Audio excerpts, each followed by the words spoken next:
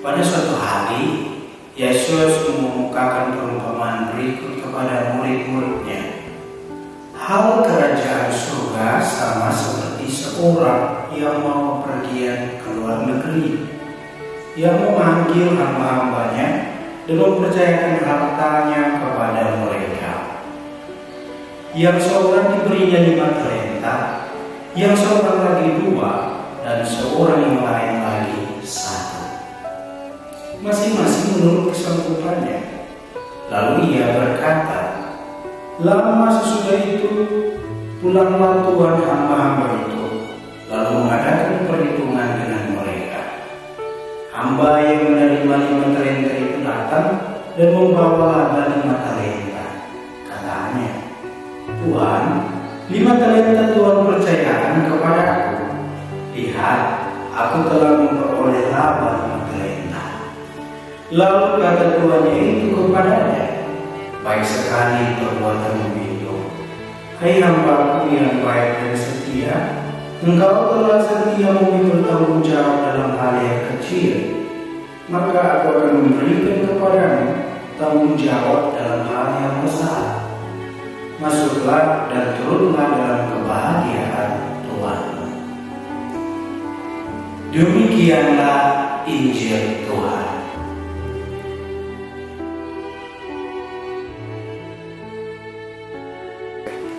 Bapak Ibu, saudara-saudari yang terkasih dalam Tuhan kita Yesus Kristus, selamat hari Minggu untuk kita semua. Pada hari Minggu ini saya akan membawakan renungan singkat yang saya beri judul Setia Menanti Waktu Tuhan. Hari ini adalah hari Minggu biasa ke-33 yang merupakan hari Minggu terakhir sebelum kita memasuki Hari Raya Kristus Raja Semesta Alam. Menjelang berakhirnya tahun liturgi, kita diberikan kesempatan oleh gereja untuk merenung mengenai akhir zaman atau hari Tuhan atau masa eskatologis. Setiap umat beriman Kristiani dalam iman gereja universal diundang untuk menanti dalam sikap setia dan takwa. Dalam bacaan pertama, kita menemukan uraian mengenai mana dan ujian tentang istri yang cakap. Istri yang cakap memiliki hikmat dan juga keutamaan hidup. Hikmat dan keutamaannya berasal dari sikap takut akan Tuhan. Istri yang cakap berbuat baik kepada suaminya sepanjang umurnya. Ia tidak hanya pandai berhias dan memperindah diri, tetapi sekali lagi terutama memiliki karunia keutamaan takut akan Tuhan. Pengakuan, hormat dan kepercayaannya kepada Tuhan menjadi sumber kekuatan dan kecakapannya. Ia bekerja dan mengawasi pekerjaan rumah tangganya. Dengan kualitas seperti ini, istri yang cakap bernilai lebih dari permata maupun mutiara. Bapak Ibu, saudara-saudari yang terkasih dalam Tuhan kita Yesus Kristus, bacaan Injil menunjukkan kepada kita pengajaran yang disampaikan oleh Yesus kepada setiap muridnya. Yesus memberikan pengajaran dalam bentuk perumpamaan mengenai talenta. Perumpamaan tentang talenta adalah salah satu perumpamaan dari 3 perumpamaan yang membuat tema mengenai penghakiman terakhir. Yesus memberikan perumpamaan ini kepada muridnya dan orang-orang Farisi untuk mengilustrasikan ajaran mengenai kerajaan surga dan bagaimana setiap orang akan dihakimi berdasarkan penggunaan karunia yang Tuhan berikan. Pesan utama yang hendak kita renungkan bersama ialah bersedia menanggapi rahmat Tuhan dengan mengembangkan talenta yang diberikan Tuhan. Panggilan setiap umat beriman Kristiani tidak boleh tersembunyi dan tandus, melainkan terbuka, apostolik dan rela berkorban. Paus Fransiskus dalam dokumen Christus Vivit mengatakan, umat beriman Kristiani hendaknya jangan menjadi mumi atau mayat yang hidup. Talenta sendiri dapat diartikan sebagai suatu satuan nilai mata uang. Satu talenta berarti sejajar dengan 6.000 dinar. Satu dinar merupakan upah kerja untuk satu hari.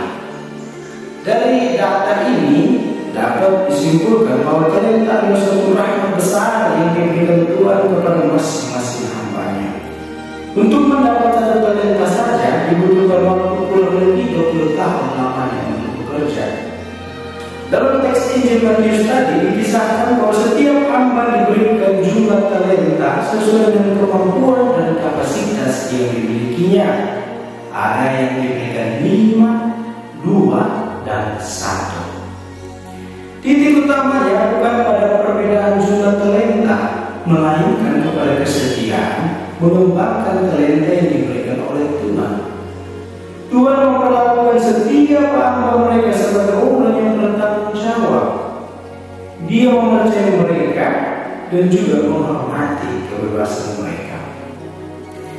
Sang Tuhan kemudian berangkat ke satu tempat, dan segera dua hamba yang pertama berangkat sekaligus mengembangkan talenta yang diberikan oleh Tuhannya.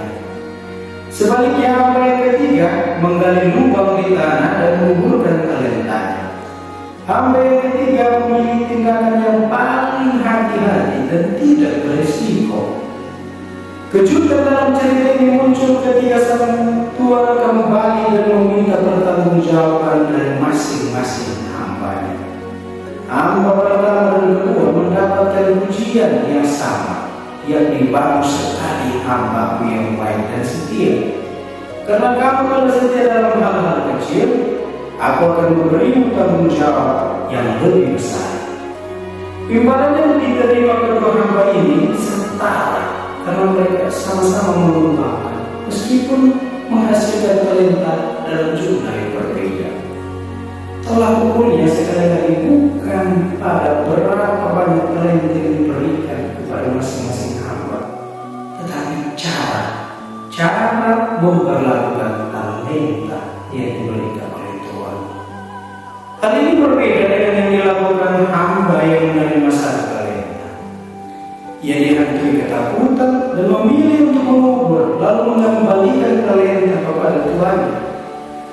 Ia mencoba mencari dan memberikan semua alasan yang mungkin kepada tuannya dengan mengatakan bahwa dia tahu betapa keras dan menuntutnya majikannya. Dan oleh karena itu, ia takut dan mengambil risiko dalam mengembangkan talentanya. Dengan kata lain, hamba yang ketiga ini malah mempersalahkan dan menuduh berbagai kejahatan yang dimiliki oleh tuannya.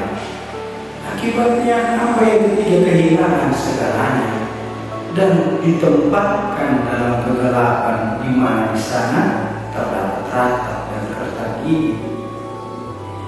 Para saudara-saudari yang terkasih dalam Tuhan kita Yesus Kristus, Rasul Paulus dalam surat kepada jemaat di Tesalonika menasihatkan agar para anggota jemaat hidup dalam sikap iman yang benar dan menghindari sikap bermalas-malas. Kita sekalian adalah anak-anak terang, sebab setiap umat beriman Kristiani dipersatukan dengan Kristus sang terang dunia. Sebagai anak terang, hendaklah kita selalu bersedia, waspada, dan berjuang untuk melakukan kehendak Tuhan. Allah memberikan waktu dan kesempatan yang berharga kepada kita untuk mengembangkan berbagai karunia yang diberikan Tuhan. Kita memiliki kebebasan untuk menjadi hamba yang baik ataupun sebaliknya menjadi hamba yang jahat. Allah menghendaki agar kita menggunakan berbagai karunia dengan tekun dan menghasilkan buah yang berlimpah. Marilah kita bertanya pada diri sendiri, bagaimana kita menggunakan karunia atau berkat dengan cara yang kreatif dalam pelayanan kita demi membangun gereja, masyarakat, dan juga bangsa.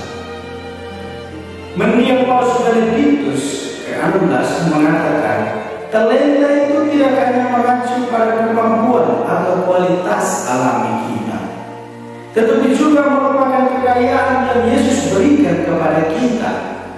Talenta atau kekayaan ini sebagaimana termuat dalam rahmat sakramental, seperti rahmat dalam sakramen baptis, ekaristi, tobat, pengurapan orang sakit, krisma, dan juga pelayanan. Lebih lanjut, pendiam Paulus Bertitus mengatakan bahwa gambaran mengenai hamba ketiga sangat mungkin ditemukan dalam sikap apatis dalam diri setiap umat beriman Kristiani setelah menerima rahmat ekaristi dan krisma. Orang yang apatis mengukur karunia-karunia sakramental di bawah pemalasan dan ketakutan. Rahmat Allah begitu melimpah, maka hendaklah setia dan mengembangkan talenta yang telah Ia percayakan kepada kita.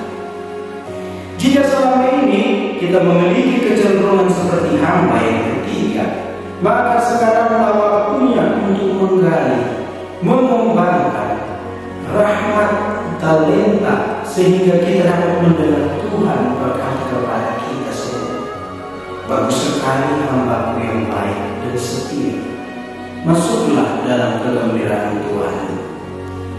Marilah Bapak Ibu saudara-saudara yang terkasih,